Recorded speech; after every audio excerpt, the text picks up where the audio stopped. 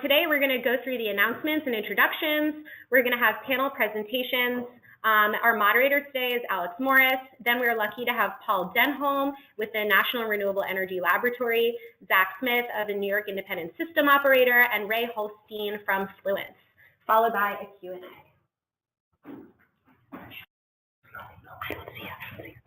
Okay, so here's how to use GoToWebinar. You will see this lovely little box on your screen. You will be able to minimize it. All attendees are muted today, and you can toggle in and out of full screen mode by touching this little window looking button. We're not going to do raise hands today, but we are going to have an open Q&A. So throughout the presentation, please feel free to enter a question. All questions will be answered at the end of the final presentation, and then our moderator, Alex Morris, will walk us through it. Okay, next slide. Great, so here's a list of some of our webinars that we've done. You can find them on our website. Okay, and this website is brought to you today. It's produced by Stratigen. Stratigen is a professional services firm with 3 core lines of business: consulting, events, and association management. Our consulting practice works with regulators, utilities, and the private sector on strategies around new grid technologies and grid transformation issues. And one of our lines of business is events. We're very excited. This webinar is being produced by being sponsored by Energy Storage North America. It's the biggest event in grid-connected energy storage that happens in North America. We have a fantastic program. It's happening November 6th to 8th in Pasadena. We want you to join us. Please use this 10% discount code webinar18 when you go to register. And our program is so chock full of educational opportunities. We have a full conference. We have 8 site tours to a variety of different deployed energy storage facilities around Southern California, 7 in-depth workshops, including EPRI's Value Estimation Tool workshop. We have Energy Storage 101, 201, utility procurement practices, some of the industry's best networking. And we also have some really awesome keynotes this year that we're very excited about. We have the California Energy Commission coming to talk about EPIC funding opportunities for storage. So if you have a storage technology and you want to learn about the millions of dollars that California has allocated to funding new energy storage startups, come to the website. We'll also have SGIP fund administrators in California for behind the meter funding. So it's a really great opportunity. Okay, so to kick this off, I have our moderator, Alex Morris. Alex Morris is the VP of Policy and Regulatory at CISA. He is a rock star when it comes to the nitty-gritty of everything having to do with rate setting, as well as the grid and market design. He brings strategic consulting experience from previous work at PG&E and SoCal Edison, focusing on topics such as electricity and capacity market design, smart grid, electric transportation, and more. Alex began working on energy storage by leading SoCal Edison's Tehachapi storage project back in 2009. So Alex, please go ahead and kick us off to introduce our panelists.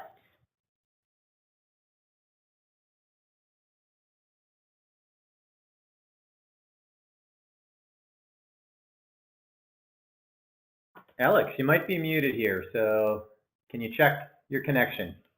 Oh, yeah, thanks, Mark. Sorry about that. Hey, everybody, my name is Alex Morris. I work for the California Energy Storage Alliance, and I'll be moderating our panel today.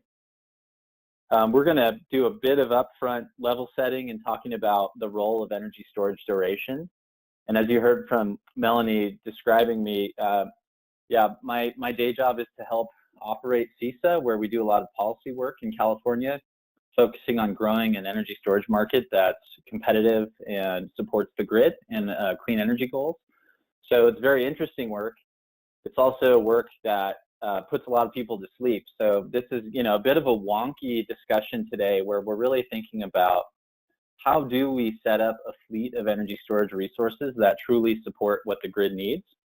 That should be really interesting. Can you go back one slide, please? Before we move on, I just wanted to recognize the CISA members. CISA is a nonprofit organization that's funded by members, and so our members, are many, companies that are taking the storage market very seriously, and I'm really pleased and proud to work with them and help them have a voice in California. here's a good example, and you can always learn more about CISA. And for those of you who aren't familiar with CISA, I hope you can learn more and join us when you're ready. Next slide.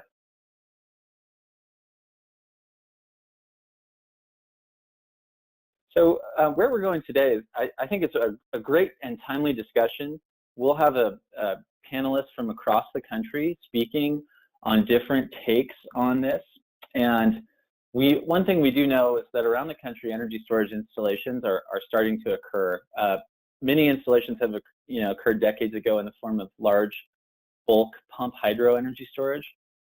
But now we're seeing a whole new generation of storage and the interest in this solution set for the grid. And a key question whenever you develop storage is, how big is it in terms of its ability to charge and discharge? And then how big is the energy reservoir that it has? How long can it sustain its energy output? So for storage to offset the traditional roles of power plants on the grid, what's the right level of energy duration? And that's why this webinar was framed as what's the magic number. We're seeing all sorts of energy duration capabilities. You can have 30 minutes, 2 hours, 4 hours, 6 hours, 8 hours, 10 and 12 hours, or even longer. And there's other discussions going on about multi-day and seasonal storage. So what we're going to talk about today is we're going to just sort of remind everyone California has a fairly large and growing energy storage market. And in California, they focused on a 4-hour energy storage duration. But that may not be what's always needed going forward. So we'll focus a bit on the West and California. And then we'll jump across the country to hear what New York is doing and how it's determining what durations will fit its needs. And then finally, we'll hear a perspective about from the industry side where they're looking to package and build solutions. And they're seeing a couple different things, including how a portfolio of differing durations may be the prudent way to support grid reliability. And then at the end, just as a warning to our panelists, you will be asked to predict with great confidence what the magic number will be. But of course, we know that that may be a difficult prediction. Next slide.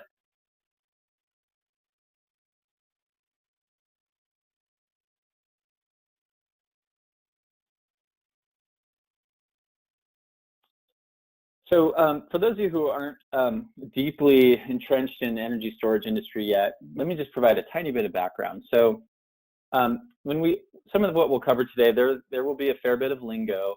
And just to remind everyone, when we think about planning the fleet of resources for the grid, historically, we have always focused on meeting the peak needs. And that's so that we have enough resources that can turn on and provide generation to meet peak needs, in addition to additional contingency needs. In the planning world, what we've found is that the peak period itself can be very brief. For instance, it can be across the year, the peak can be less than an hour. But planners also must anticipate that peaks can be longer. And so energy storage is a resource that can operate and help meet these peaking needs, but you really want to make sure it has enough duration so that you can count on it as part of the fleet to help the grid ride through that peak. And some key lingo here is that when we talk about planning, we often refer to that as capacity planning. And so you'll hear the words capacity used often. And typically that's denominated in megawatts. But with storage, you also have to think about how long it can sustain output, which would be the energy component, which would be megawatt hours. And obviously, as we move away from the traditional fossil fuel plants like coal and gas, we know that under the right conditions, they can generate for extended periods of time, even days. But energy storage systems can be inherently energy limited, and so can sustain output for just a defined period prior to needing to recharge. And so that leads us to where the planners are doing studies, evaluating grid needs, and they're in the process of determining the duration requirements. And this is happening in every major market in California. So with that, I'd like to move to the next slide. And as we get started, I just want to remind everyone about California. Our energy storage is a 4-hour product. And we've planned it this way because our peak in California is typically 4 or fewer hours. And so if you have a 4-hour resource, you're reasonably sure it's going to help you ride through the peak. But we're also seeing discussions even inside California about if 4 is the right number, if that's the magic number. And a great example is that sometimes the peaks can occur in load pockets, like a dense city or a city that's got limited transmission and pipelines to it, so to speak. So electrical deliverability is limited in that area. And so you may need to have resources help ride through a peak in that area for a longer period of time. And we're seeing this in California in the Santa Barbara area, which is called the Goleta load pocket, where some studies have indicated the need for storage would be 8 to 10 hours. So we're really seeing that this duration question is coming up, and I look forward to hearing from the other panelists about how they're tackling this in all areas of the country and what the magic number is. And so I'd like to introduce our panelists. We're very fortunate today. We have a great panel. We have individuals from NREL, the New York ISO, and Fluence. And so let me spend a little time introducing our panelists.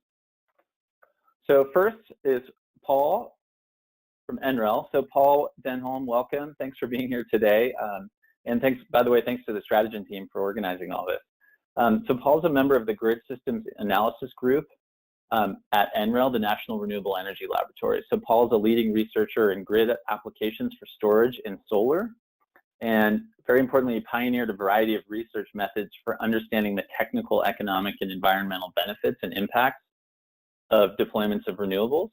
So Paul's going to share a lot of his findings, and he's been presenting this stuff all over the world. And so Paul, thanks for sharing your expertise. I just want to also flag that Paul's an avid journalist, and he's co-authored over 100 articles related to renewable energy integration. So truly is an expert at this, and we're fortunate to have him here. From the New York ISO, we have Zach Smith. And so Zach wears the ISO hat, where they must run a non-discriminatory energy market. So Zach, thanks for being here. New York's market, where Zach focuses on the capacity piece, the capacity market design, is quite large. It's a $2.5 billion wholesale capacity market. So Zach, efficiency certainly is important, because even a few basis points of efficiency will be very material in your market. And Zach has significant market operations experience on both the energy and capacity markets, and has been working with NISO since 2009, so a true expert once again. And Zach, we really look forward to hearing that. We know that New York's been in the middle of a lot of thought leadership exercises, figuring out how to work the grid. And an important thing is also, New York's a great example of a tricky to serve city, where you have a very, very dense load pocket with transmission lines that feed into it. And running the grid always has to keep in mind, how do you provide sufficient power to get down into the city while keeping the rest of the grid balanced as well. And finally, from Fluence, we'll have Ray Hohenstein. Ray, thanks again for being here. Really appreciate it and look forward to hearing your remarks. Ray's the market director of, he's the market applications director at Fluence. And for those who aren't familiar with Fluence, it's a joint venture between Siemens and AES. AES is a longstanding generation development company. In Mark's role, he's responsible for identifying markets and applications that are attractive and a good fit for energy storage development. And then he has the job of trying to educate and explain how storage works to customers and developing business cases. Prior to that, Ray was working with McKinsey, where he served basically in the utility group and helping tech clients and utility clients. And before that, he was at Duke getting his MBA, and before that, he was at Harvard. So Ray, thanks for being here. So with that, I'd like us to jump into it. We have about 45 minutes left. So the plan for everybody will be to have the speakers each speak for about 10 minutes, but I will interject if questions come up. My understanding is we have over 500 attendees, so you're all encouraged to type in your questions and I'll be able to voice them. We're going to start with Paul, who's been focused on a lot of the NREL research on renewables integration and what it means for the grid. And so Paul, please introduce yourself if I missed anything and take over from here. And I'll remind you as we, if we get close to the 10-minute mark of you presenting. Great, thanks, Alex. So yeah, I think that introduction was fine. My name is Paul Denholm. I work at the National Renewable Energy Lab. I'm a grid modeler. I focus primarily on understanding the role of renewables in the grid, and a big focus of my work is looking at energy storage. So if we go to the next slide, we can kind of kick it off with a kind of framing issue on why peaking is such interest of folks. Many of you probably know that the main focus of energy storage for the past few years has been on frequency regulation and other ancillary services, but that's a pretty small market, and most of the action now is looking forward to energy storage as a peaking resource. And so in California, if we could have some additional muting, hear a dog in the background. So the peaking capacity market in most of the U.S. is probably pretty large and a real large potential opportunity for energy storage. In California, we've got about 13 gigawatts of peak capacity that is at least 40 years old. So the left-hand slide, the left-hand image is when the peaking capacity was installed. And this is pure peaking capacity. This is simple cycle combustion turbines, reciprocating engines, non-CHP application. So this is strictly peaking capacity in kind of the traditional sense. And you can see a big cluster of it installed in the late 60s, early 70s, and that's now over 40 years old. And if you just kind of look at historical retirement patterns, we would expect somewhere in the order of 13 gigawatts of peak capacity to retire over the next 20 years. So that presents an exciting opportunity for energy storage to potentially replace that. So if we go to the next slide, the real question becomes, what is the capacity credit? Should 4-hour storage or something else be able to provide an alternative? So there's very little actually academic work in this. There's very little analytics under this. There's a paper by a colleague of mine, Professor Ramtin Sioshansi at Ohio State, who did some looking at this. But really, there's very little. And right now, under the CPUC rules, eligible storage with 4-hour credit can provide full resource adequacy credit. And so I'm kind of calling that the 4-hour rule. And so the real question that I'm going to be talking about is, what can 4 hours do? Is 4 hours sufficient? And if so, what are the implications as we install more 4-hour storage onto the grid? So if we go to the next slide. Hey, Paul, thanks. Yeah. While you're moving on, I just wanted to share with you in the panel, so we've started to get a couple questions. So one of the questions is, and you can weave this into your remarks, one of the questions is anyone thinking about 36, 48, or 96-hour storage? And why or why not? The basis of the question was this observation that in very cold climates, the sun may not shine for days. Sure, and then, sure. and maybe for Ray towards the end, some questions about the pricing and assuming can standalone storage be financeable in the market, and sort of looking at what policy support is needed for that or not. So that's another question that will come up, and maybe Ray, you'll be best suited to address that one. Okay, so keep going, Paul. Sorry for interrupting. No problem. So this is my only kind of text-heavy slide, and this entire slide is basically to say this is difficult. We actually don't have a robust set of tools yet that will do actual storage dispatch based on loss of load expectation or loss of load probability. So we're getting there. A number of vendors are providing tools now that can start to do this, but I think we have to be really careful with new tools, to make sure that we validate them properly and understand what we're talking about when we talk about effective load carrying capacity and whether or not 4, 6, or 8 hours is the right duration. So enough words. Let's go back to some pictures here and say, well, we may not have the complete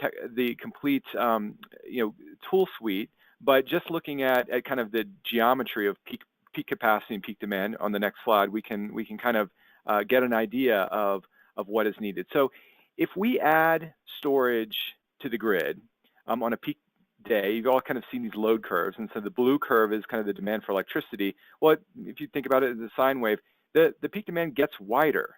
So if we add 4 hours of storage, ultimately we're going to get to the point where the width of the peak demand is longer than 4 hours.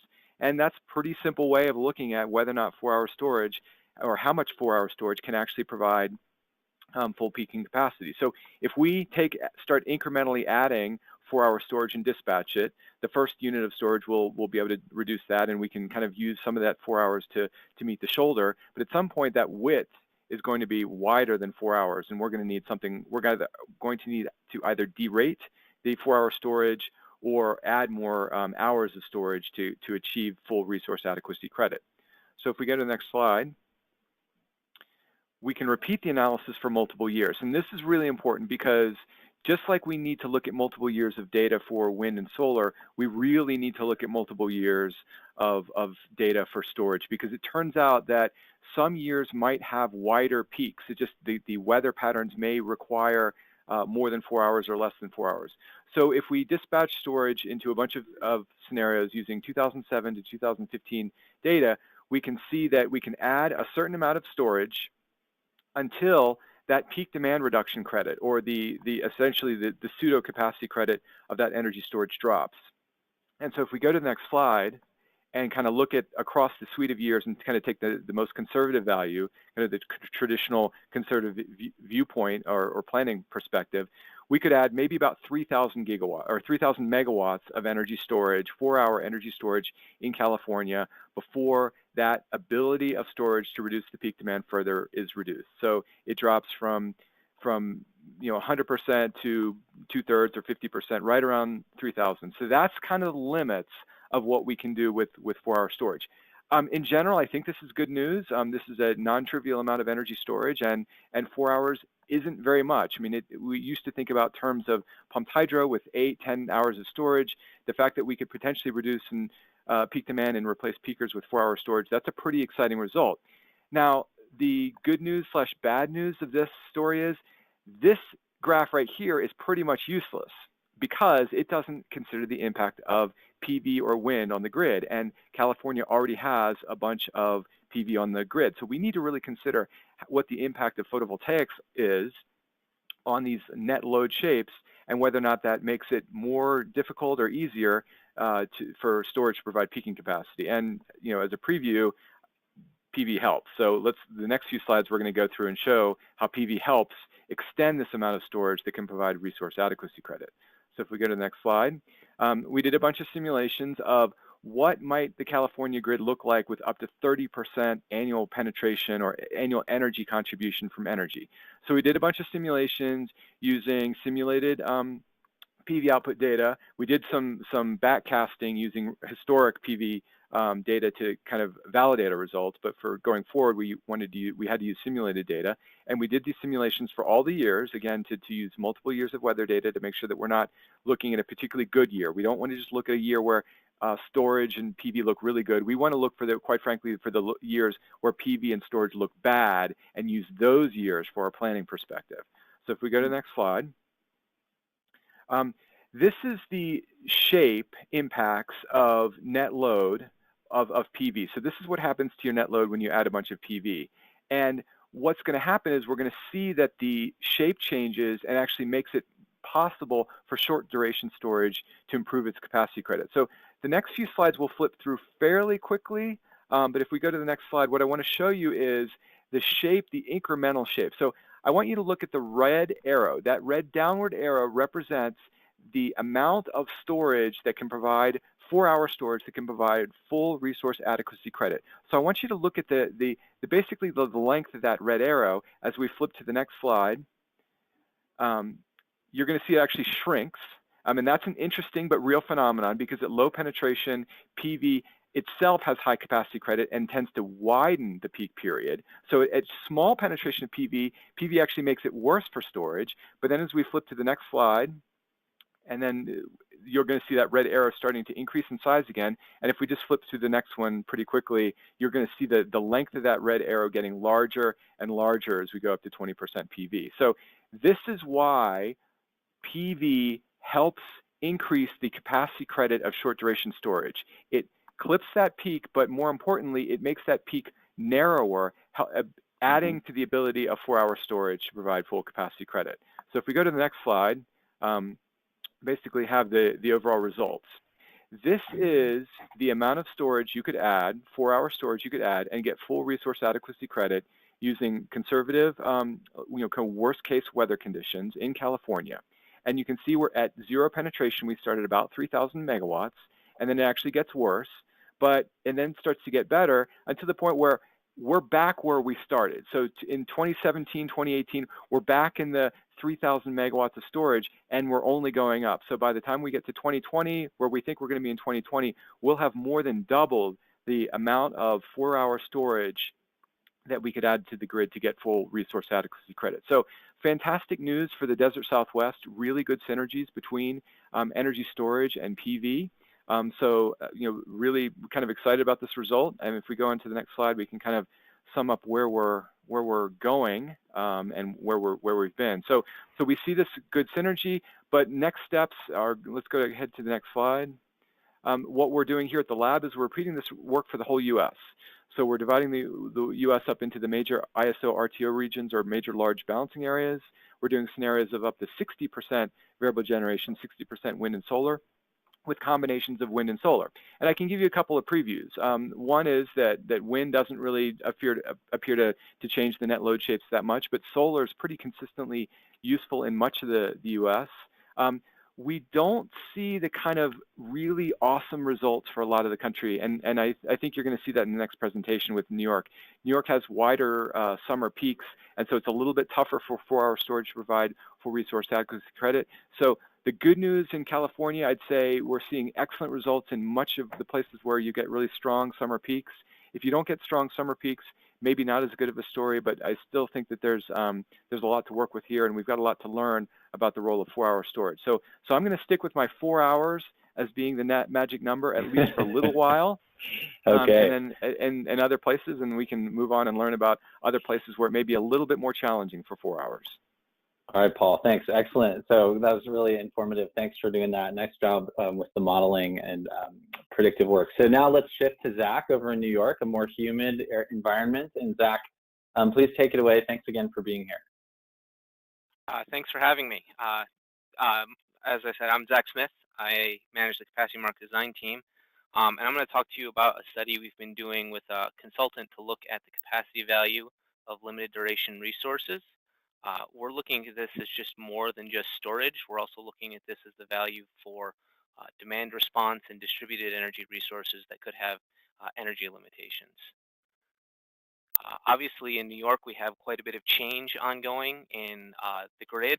Here in New York, we have a pretty aggressive renewable and storage targets, with possibly some DER targets coming up. As we get larger penetrations of those types of resources, we do expect to see the reliability contribution of those assets change. Our rules today do value a resource that can run 4 hours for a full capacity credit. But what we're trying to understand is, does that align with the actual reliability benefit that's provided by those resources that are looking to participate in our markets? In addition, we're looking to expand the eligibility requirements in our capacity market to allow resources with a shorter duration to get some capacity credit and align that with that reliability benefit that those resources provide. Go on to the next slide. So we've contracted with General Electric using their MARS tool to identify the different capacity values of the resources. The MARS tool is a reliability study tool using loss of load expectations. We actually built some additional software on the back end to provide some scheduling. We ran a number of sensitivities and cases to look at how many hours these resources could run, when in a year they could run, how many times in a year they could be run. We assumed different levels of penetration and duration of these resources. And we also look at some sensitivities to where we increased the penetration of renewable resources in New York as opposed to our existing base system, to try and do at least a little bit of forward-looking evaluation of how these resources capacity value will change as we increase renewable resources. I'm going to the next. Yep.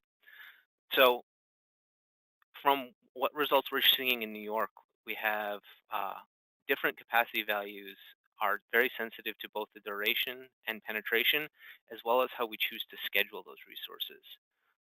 The limitations on the number of uses in a year had minimal impact, and the capacity values do change depending on that penetration of intermittent resources like wind and solar. So we'll go a little bit more in depth into these.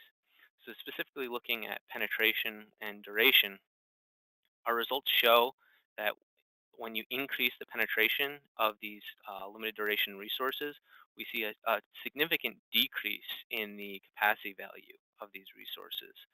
And that's really because part of the study that we're doing is reevaluating our system at our reliability criterion, which is 1 day and 10-year loss of load expectation. So as you start to displace existing resources with these storage resources, they very quickly lose some of their capacity value. And what's fairly intuitive is that the longer duration resources have more capacity value than the shorter duration resources. We also looked at scheduling. The, the two methods that we looked at was scheduling each a block of megawatts independently of the other megawatts. So for a 1,000 megawatt penetration case, we would schedule each 50 megawatt block independently of the other blocks to add up to a total of 1,000 megawatts. And then we also did a full block schedule, which was calling all 1,000 megawatts at the same time. And this was just to get some sensitivities on how forecasting when we would need these resources and scheduling of these resources may affect the capacity value that they provide. And as what's fairly intuitive is these when you break up these resources into smaller resources and are able to schedule them independently to meet your reliability needs, they have a much higher capacity value.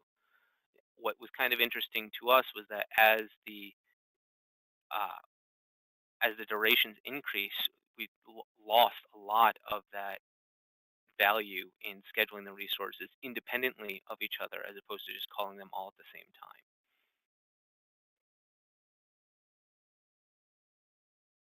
Uh, and then, as I said, we looked at a case where we increased our penetration of renewable resources. So we added, the case added 2,000 megawatts of wind and 2,000 megawatts of solar. What this really showed us is that when you have a system with higher renewable capacity in it, your shorter duration resources have a higher capacity value, but your longer duration resources actually seem to have a lower capacity value. And we're still looking into this, trying to understand what exactly is causing that. But it does seem to be some of that peakiness that Paul was talking about when you have those intermittent resources. Obviously, our study had some limitations. Specifically, we studied resources with duration limitations, which was a max output for X number of hours. Resources that have energy limitations in megawatt hours that may be able to shape their output to better capture a peak but run for a longer period of time may have a different capacity value. We did assume perfect foresight in scheduling the resources, um, and we only had one sensitivity for the penetration of renewables. To better understand the impacts of these renewables, additional sensitivities would need to be run.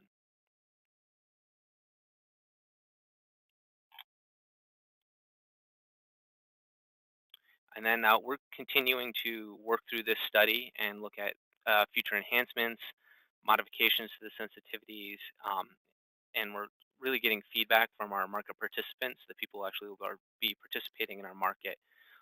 And really the end goal of this study is to develop the capacity market design to allow us to better capture what we need to get 100% capacity payment to meet our reliability needs, but also allow those resources with shorter durations to capture some capacity credit.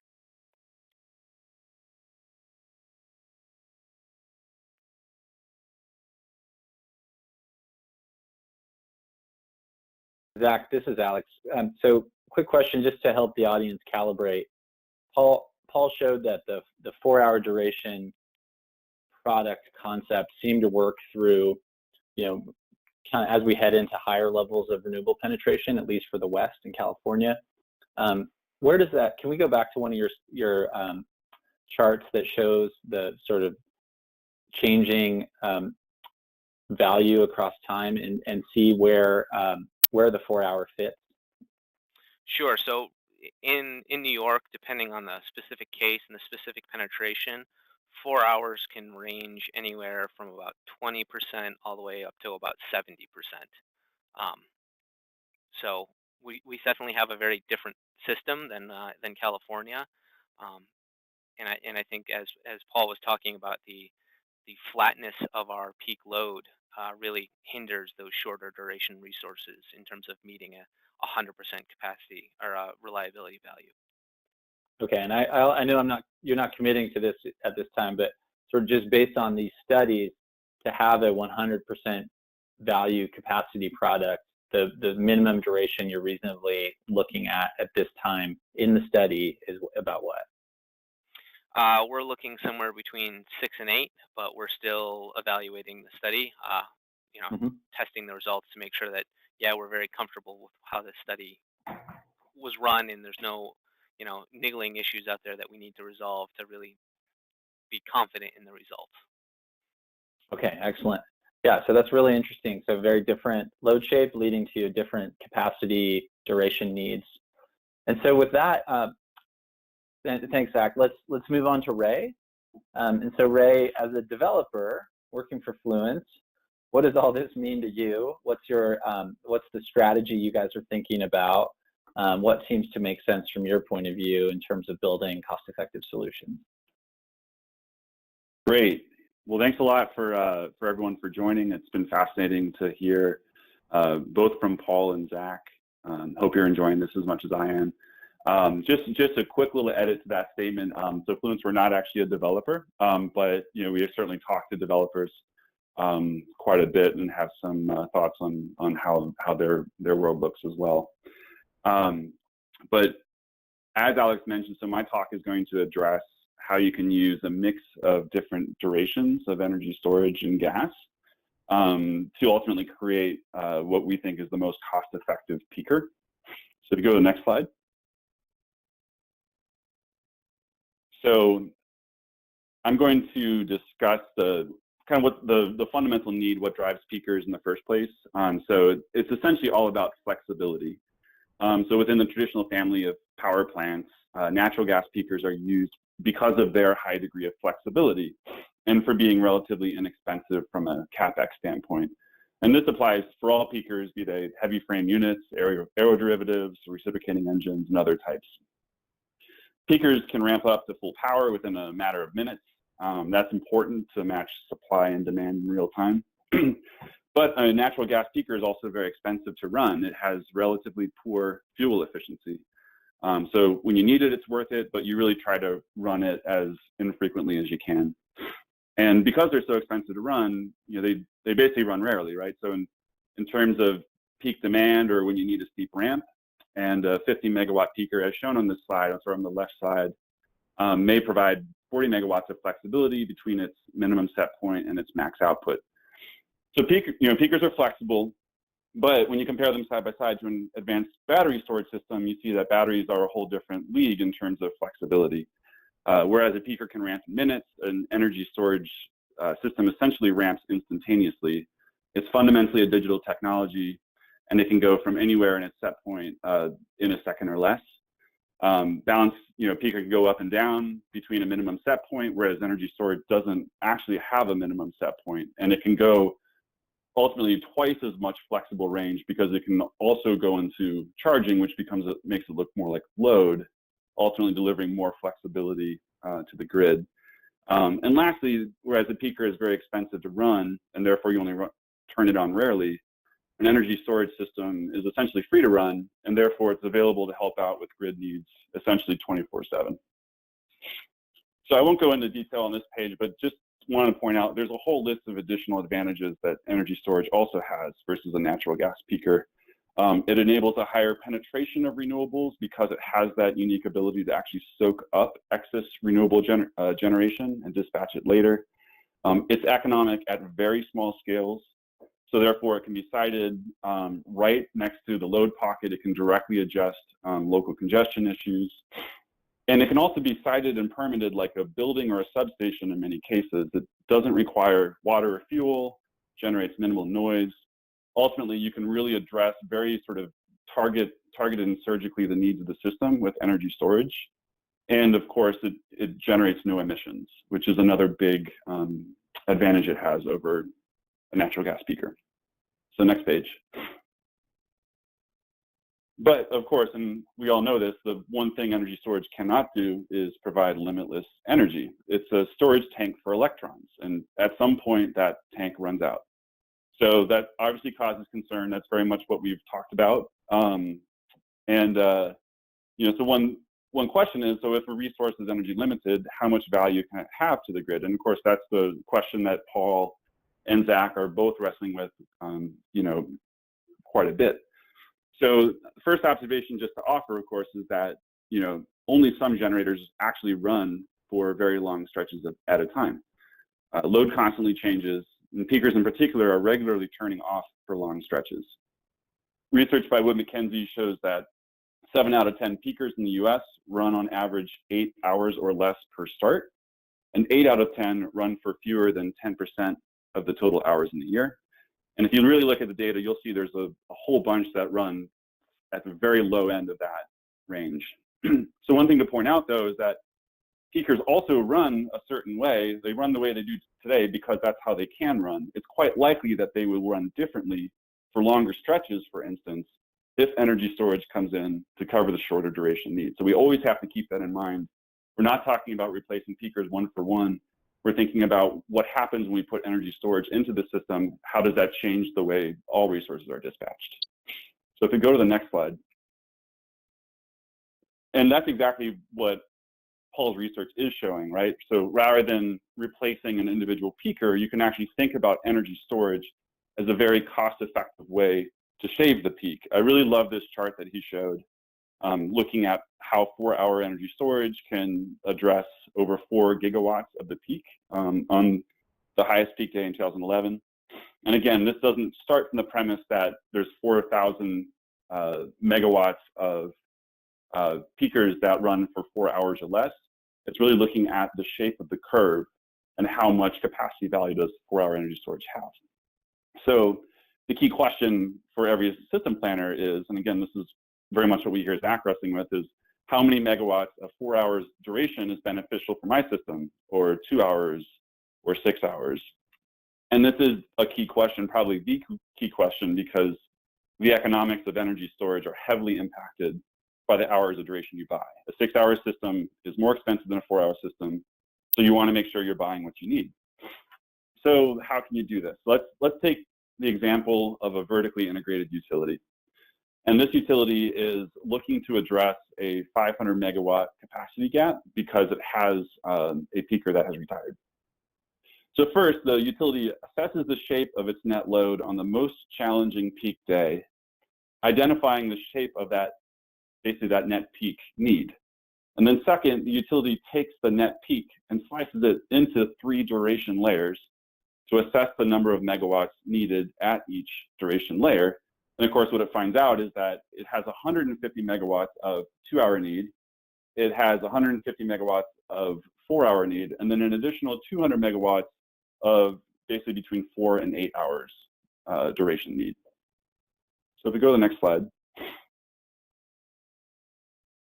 So then the utility, let's say the utility can go out and issue a technology neutral RFP that seeks to procure capacity specific to each duration layer. So essentially what happens is the utility announces its need for each duration. So it says, we want 150 megawatts of firm daily capacity for 2 hours, another 150 megawatts of firm daily capacity for 4 hours, and 200 megawatts of daily firm capacity for 8 hours. And by specifying this need and letting all technologies compete, the utility ultimately ensures it will purchase the most cost-effective solution to meet this peak need. So we go to the next page. So how might the results look? So just using prices that are reflective of recent public disclosed RFPs and analyst reports, we can get a sense of what it might look like. So in this scenario, the utility analyzes bids at each duration layer and ultimately notices that the most cost-effective bid for the 2-hour portion is an energy storage system that was bid in at $650 a kilowatt. The winning bid for the 4-hour duration portion ended up being an energy storage system bid in at about $1,000 a kilowatt. And then for the longest duration portion, that 8-hour requirement, the winner was an aeroderivative turbine that got bid in at $1,200 a kilowatt. So total CapEx for this winning portfolio is $475 million, and it's 300 megawatts of energy storage of different durations and 200 megawatt of aeroderivative peaker. Comparing this to the alternative scenario, where the entire 500 megawatt need is met by the leading aeroderivative bids, the utility has actually saved its ratepayers $125 million. So it's important to recognize that every procurement and project is different. Obviously, there's a range around each of these numbers, but the broader point here is to show that there's enormous amount of potential value at stake. Using indicative numbers, and ultimately to describe a more competitive approach to ensure the most cost-effective solution is procured. Different procurements will have different outcomes, but we're already seeing a lot of this general theme occurring today, where energy storage is winning head-to-head against gas more and more. And ultimately, this principle we've laid out where you isolate various durations, you procure according to those durations, is similar to what some of the leading utilities are doing today. So we think the economic case is strong for identifying the places where energy storage of various durations makes sense. So as takeaways, I want to propose 3 principles to follow to ensure peaking capacity is built in the most cost-effective manner. So number 1, we need to refine the capability to measure the shape of the peak and ultimately procure according to the megawatts needed at each duration layer. This capability is becoming better and better as improved predictive analytics and techniques are applied to the grid. Second, the next principle I'd like to recommend is just to let technologies compete at each layer. Recognize that there are layers that ultimately letting technology compete allows you to let the market determine the options that are the most cost effective. And then lastly, develop the comfort level to work with a range of technologies to meet peak needs together. Not unlike how operations have evolved to accommodate inexpensive variable renewables, so too will operations evolve to ensure energy storage and conventional technologies work together to most cost effectively address peak. So thanks again for joining. Hope that this has been informative. Yeah, Ray, that was excellent. So I think what we're hearing is there's, different areas have different magic numbers, but it also depends on the penetrations of other resources in the grid. And what you showed is that as a solutions provider, maybe a comprehensive portfolio with different durations would be the least cost capacity solution. So pretty interesting. Paul, can I just, following on that, and I'm seeing some questions come in, which is that, are we approaching capacity planning with enough sophistication? So Paul, from your point of view and seeing Ray's philosophy and principles, what's your initial reaction to that? And how can we start to think about that portfolio approach in a planning world? Yeah, with the right tools, and I don't think we're quite there yet. From talking with GE folks, for instance, and they're obviously willing to acknowledge the fact that Mars needs some additional stuff in it, and NYSERDA's been working with GE to improve the Mars model and do this kind of thing. But right now, a lot of these reliability tools, they either need kind of pre-scheduling or some post-processing. Utilities don't have the tools they need yet. We really do need the further tool development. It'll get there, but we're not quite there yet. And once we have those tools in place, then you can do that kind of portfolio analysis. But right now, it's very difficult to do that portfolio analysis. Essentially, what you kind of need to do, and this is quite frankly what we're doing right now, is if you're taking a duration, a portfolio 2, 4, 6 hours, you basically have to kind of dispatch them independently. You dispatch the 2 hours, then the 4 hours, and the 6 hours. It's very tedious and iterative, and it's not what we need to do. So over the next year, 6 months, I think you're going to see lots of software developers. Everybody that's involved in this space will develop the tools. So I think in a year or so, we'll probably have a good suite of tools out there from a variety of vendors that can do the appropriate capacity planning. Okay, and then a related question. Thanks, Paul. So Zach, going to you. We know in a vertically integrated utility, it may have its own planning process that it has control of, but in a centralized capacity market, there's more of a goal towards having standardized products.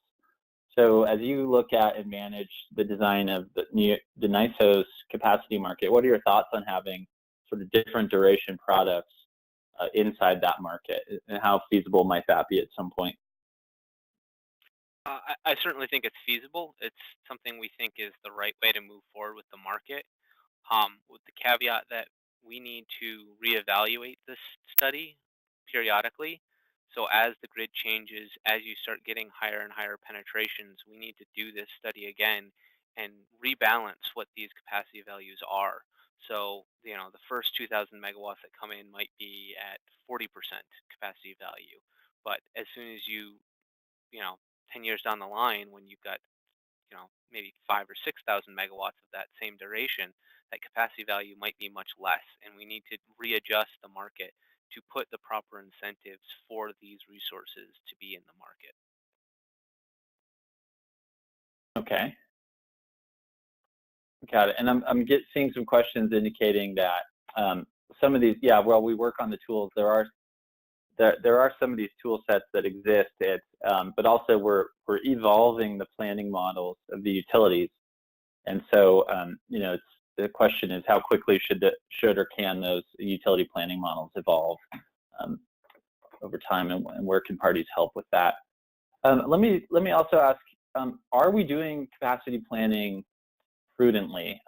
In California, there's been a question about if we really should continue focusing so much on peak versus how much should we emphasize the ability to do ramping and overgen rather than just this more traditional capacity definition. So any thoughts on that, on if we need to just change how we think about planning the grid beyond just this portfolio concept?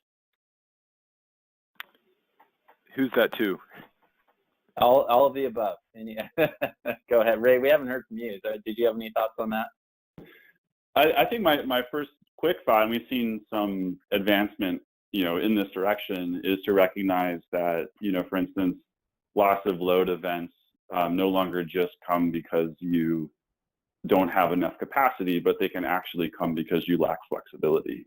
And there are some tools out there that can allow system planners to measure the right or find the right amount of flexibility for their system, and I think that's definitely a worthwhile thing to explore further and potentially create products around. Okay. Yeah, so California has a flexible capacity product. It's basically not just about capacity, but it is also about ramping. So there's like a 3-hour ramp that the capacity is required to meet. So I think that a lot of folks are already considering the fact that this is going to be a multiple set of products that ultimately need to be delivered. Okay. And Zach, have you guys begun? Yeah, go ahead. Where's New York on this? We certainly agree, but we view those more as ancillary service products to be purchased in our energy market than in our capacity market. So we're working through in our 5-year master plan a whole suite of changes to our ancillary services to really incent that flexibility to handle the grid of the future. But we feel it's much better to place those in the energy market where those price signals can be tailored for the individual needs on an individual day, as opposed to for the capacity market, which we feel is much more of a blunt instrument in just securing enough generation to meet that peak load. Okay, and then a question that I'm seeing multiple questions on this concept of longer duration storage, all the way up to seasonal. So Paul, maybe we can start with you. Based on your modeling, which I know is focused on the West and now is expanding around the country, what are you seeing in terms of a need for that in, say, a really high renewable future? And then maybe we can shift to Zach and hear if how the NISO is approaching those kind of longer duration, very long duration concepts. Yeah, so we modeled scenarios up to, typically we haven't really pushed it beyond about 80, maybe 90% renewables on the U.S. grid. And you really do need to hit those kinds of numbers before you start really needing seasonal storage. So from a practical standpoint, when we're talking about kind of grid over the next decade and the kind of practical market issues, and that's what we're really talking about in this webinar, is right now ISOs, utilities, are just getting up to speed and just getting the tools in place where we can understand the role of 4, 6, 8-hour storage, and it's going to be that way for a number of years. So thinking about long duration storage, that's what we do at like the national lab, as opposed to an ISO or RTO that they're not thinking about 80% renewables quite yet. So I think it's just a timing issue. I mean, yeah, at some point we're probably going to need to think about really long duration storage, but practically, if you're trying to make money off of energy storage right now, you need to focus on these nearer term issues. Okay. And Zach, has fuel deliverability and duration of solutions been something that's come up in your market? It's something we're certainly concerned about, especially as the fleet transitions to much more gas-centric. We are have some fuel security concerns, and we're actually kicking off a study later this year and the beginning of the next year to look at fuel security issues. And some of that might be looking at longer duration storage requirements or additional payment for what we would call fuel secure to meet some, long duration, and really create a product that to us is technology neutral. So whether someone meets it with an oil tank backup or a long duration storage resource, we try to be technology neutral to the extent possible and really let the market solve those needs. Interesting.